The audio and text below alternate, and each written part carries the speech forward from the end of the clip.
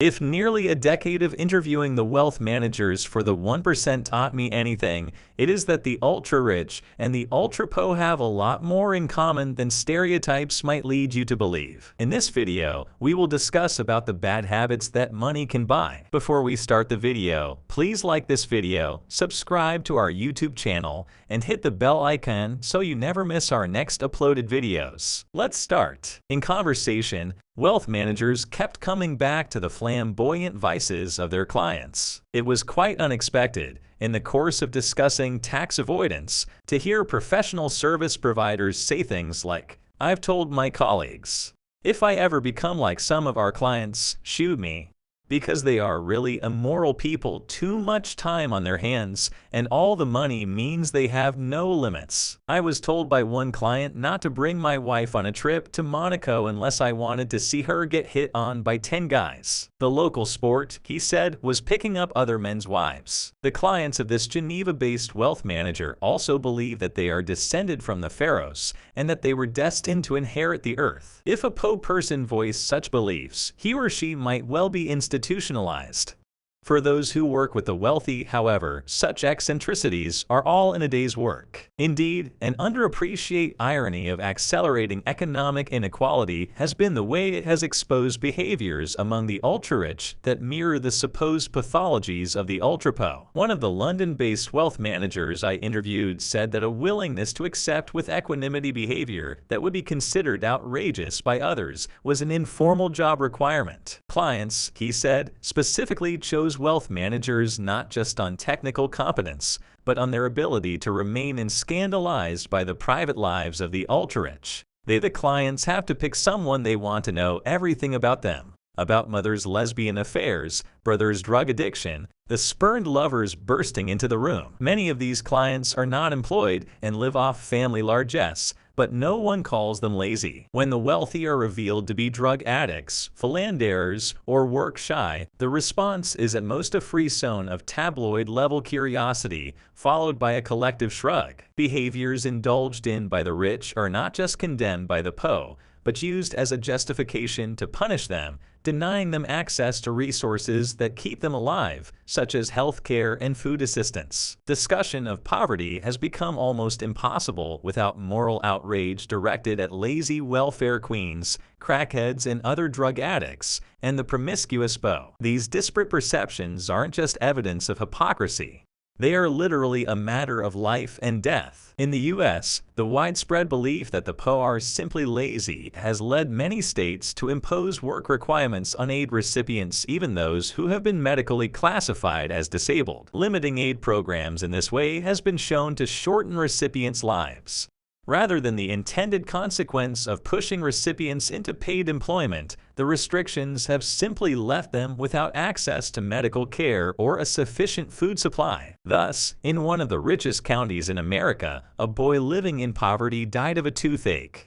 There were no protests, and nothing changed. Meanwhile, the billionaire in the White House starts his days at 11 a.m. the rest of the morning, is coyly termed executive time, and is known for his frequent holidays. Nice work if you can get it, quipped an opinion piece in the Washington Post.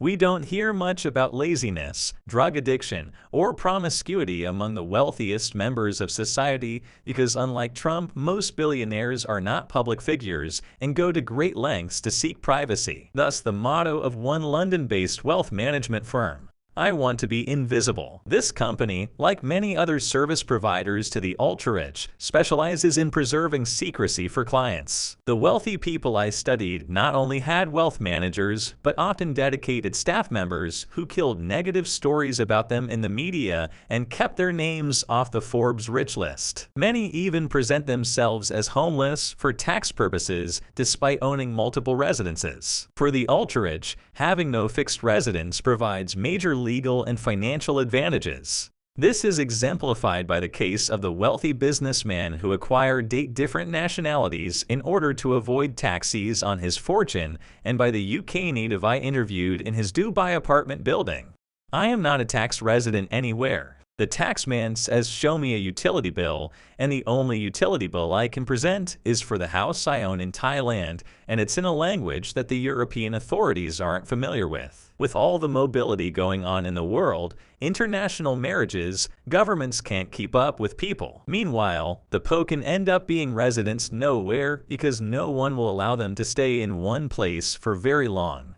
As the sociologist Christabel Young has shown, the majority of migrants are Po people. In addition, the Po are routinely evicted from housing on the slightest pretext, frequently driving them into homeless shelters, which are in turn forced to move when local homeowners engage in NIMBY not in my backyard protests. Even the design of public spaces is increasingly organized to deny the Po a place to alight, however temporarily. It is as if the right to move around, to take up space, and to direct your own life as you see fit have become luxury goods, available to those who can pay instead of being human rights. For the rich, deviance from social norms is nearly consequence-free, to the point where outright criminality is tolerated.